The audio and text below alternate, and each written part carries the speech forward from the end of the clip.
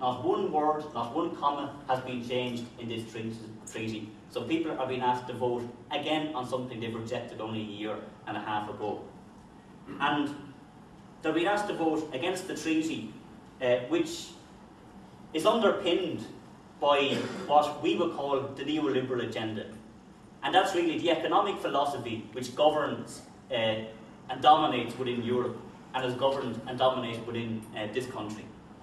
And that agenda, because we can sometimes talk about neoliberalism and people don't understand what it means. Neoliberalism basically is the free market controls, unfettered free market. And some of the issues that were raised by the previous speakers of privatisation and why we have privatisation, water charges and why we may have water charges, double taxation and why we have double taxation, and all the other issues that were raised are part of that economic model. And that economic model has brought about a situation in this country where we had a boom that was wasted. The people who benefited most, the elite, who are now being bailed out by the government, these greedy developers and the bankers and all of these people are the people who will be bailed out again. These are the people who benefited most during the boom years. And then we have the bust. And we have that bust because of the economic model that was delivered by this government and has brought the people of this country 500,000 people unemployed. We have 500,000 people out there who don't have jobs, who are very fearful, and who want to see a better future. They want to see a better Europe and they want to see a better Ireland, but they are genuinely fearful.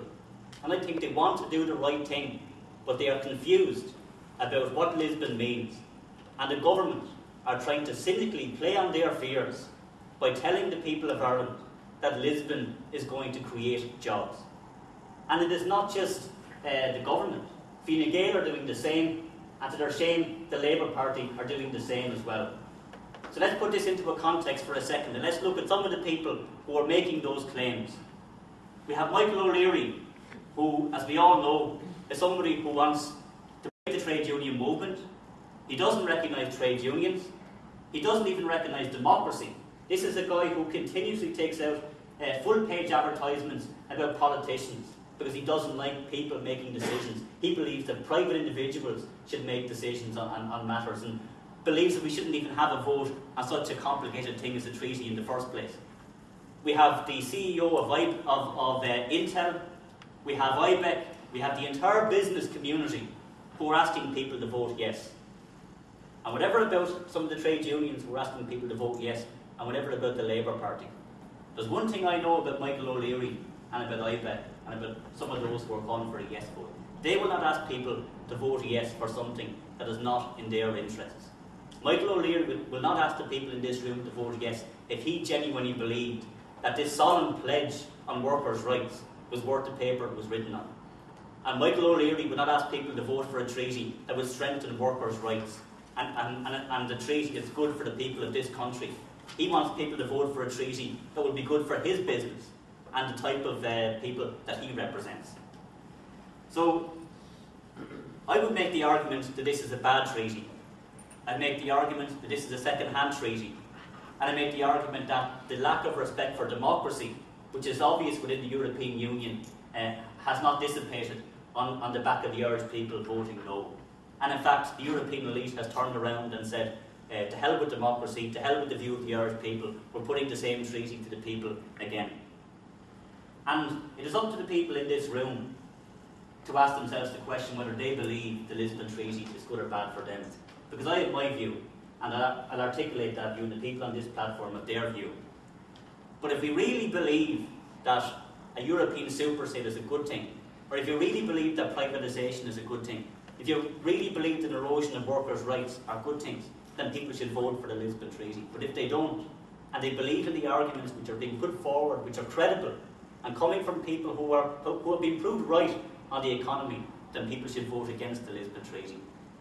And the final thing I'd say is this before we get into the questions and answers. There is this perception, even among some people at the moment on the no side, that we could lose this. And the momentum may be with those on the yes side. And That may be the perception of some people, but the reality is this campaign will be won over the next number of weeks. And as I said, there are people out there who are undecided. There are people out there who genuinely want to do the right thing. Even there are people out there who will vote for Lisbon thinking they are doing the right thing as well, to their credit. If we genuinely believe this is a bad thing, we have to go out and sell it. We have to go out there and communicate with people, we have to go out there and talk to people, and we have to run positive campaigns.